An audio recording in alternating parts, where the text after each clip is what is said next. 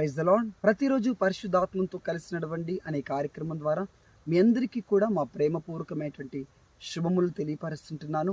ఒకప్పుడు చాలా బలమైనటువంటి విశ్వాసమును కలిగి ఉన్న నీవు, దేవునిలో చాలా బలంగా స్థిరంగా ఉన్న నీవు ఇప్పుడు ఎందుకు అవిశ్వాసంలోకి వెళ్ళిపోతున్నావు? ఇప్పుడు ఎందుకు నువ్వు ప్రార్థనను మానేస్తున్నావు? దేవునికి దూరంగా జీవిస్తున్నావు? ఎందుకు కొన్ని కార్యాలు ఇక జరగవులే, ఎంత ప్రార్థించిన సంతానం రావట్లేదు, పిల్లలు కలగట్లేదు అని ఎందుకు కృంగిపోయి నిరుద్యోగం బట్టి నీకు ఏదో జరగట్లేదని అవిశ్వాసంలోకి వెళ్తున్నావు? ప్రభు ఈరోజు నీతో మాట్లాడుతున్నాడు. ఇర్మియా గ్రంథము 3వ అధ్యాయము 22వ వచనం, మీ అవిశ్వాసమును నేను బాగు చేసేదను. ఆమేన్. దేవుడిని అవిశ్వాసాన్ని బాగు చేస్తున్నాడు. ఆయన తిరిగి మరలా నిన్ను తన వైపునకు త్రిప్పుకుంటున్నాడు. నువ్వు ఒక రోజున అనేక మందికి విశ్వాస మాటలు చెప్పి బలపరిచి నీవు ఈరోజు అవిశ్వాసంలోకి వెళ్ళిపోవడానికి వీల్లేదు. నువ్వు మరలా తిరిగి విశ్వాసంతో ప్రార్థించడం ఆరంభించు, గొప్ప కార్యాలు చూడబోతున్నావు. God bless you. Praise the lord.